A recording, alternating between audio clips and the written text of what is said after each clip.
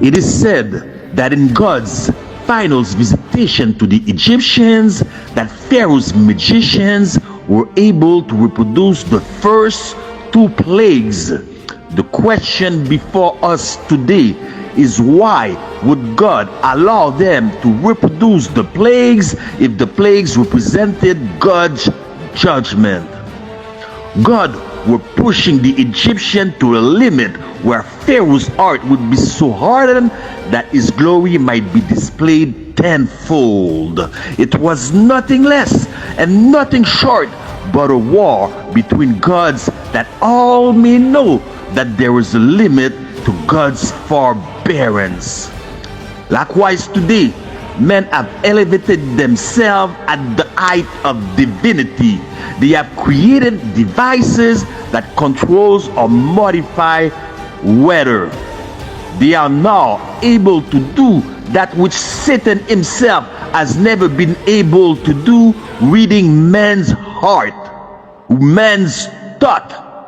They have created devices that can rejuvenate cells and regenerate cells to lead man to immortality. They have created an AI God and a self-proclaimed God, all just like in the days of old, with the very approval of Yahweh, that his glory may be displayed once again tenfold. Little did they knew that they were adding to the cup. They are now adding to the cup.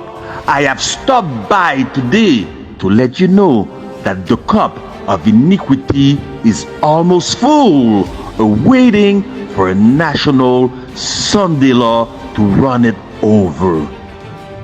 And only then will we see whose God is in control.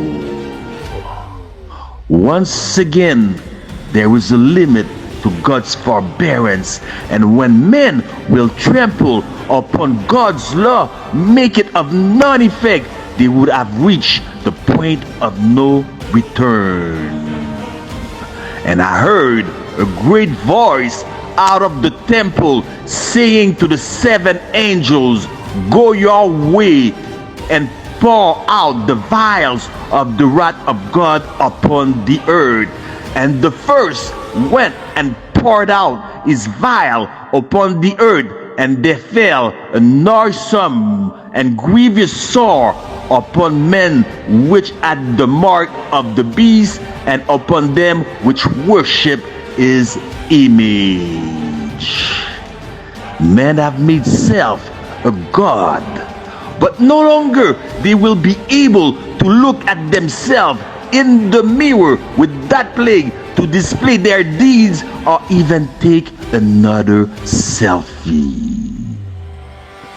And the second angel poured out his vial upon the sea, and it became as the blood of a dead man, and every living soul died in the sea. And the third angel poured out his vial upon the rivers and fountains of water, and they became blood. And I heard the angel of the waters say, "Thou art righteous, O Lord, which art and wast and shall be, because thou hast judged thus. For they have shed the blood of the saints and prophets, and thou hast given them blood to drink, for they are worthy." Imagine, friends, opening your tap to get some waters, to get water to cook food, and only blood comes out with its filthy smell. And the fourth angel poured out his vial upon the sun, and the power was given unto him to scorch men with fire. And men were scorched with great heat, and blasphemed the name of God, which had power over these plagues, and they repented not to give him glory. You have heard the word preached over and over, yet you have sided by your friends, your pastor, the majority, the Heritage Foundation. Now, call upon your friends, call upon your pastors, the majority, even the Heritage Foundation, to save you if they are God. Or better yet, you chose Sunday over Sabbath. Now let the sun itself save you from itself. And the fifth angel poured out his vials upon the seat of the beast, and his kingdom was full of darkness, and they gnawed their tongues for pain and blasphemed the God of heaven because of their pains and their sores, and repented not of their deeds. And the sixth angel poured out his vial upon the great river Euphrates, and the water thereof was dried up, that the way of the kings of the east might be prepared. And I saw three unclean spirits like frogs come out of the mouth of the dragon, and out of the mouth of the beast, and out of the mouth of the false prophet. For they are the spirits of devils, working miracles, which go forth unto the kings of the earth and of the whole world, to gather them for the battle of that great day of God Almighty. Behold, I come as a thief.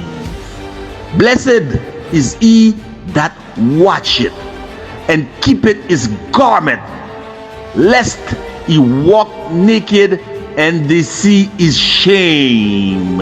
And he gathered them together into a place called in the Hebrew tongue Armageddon.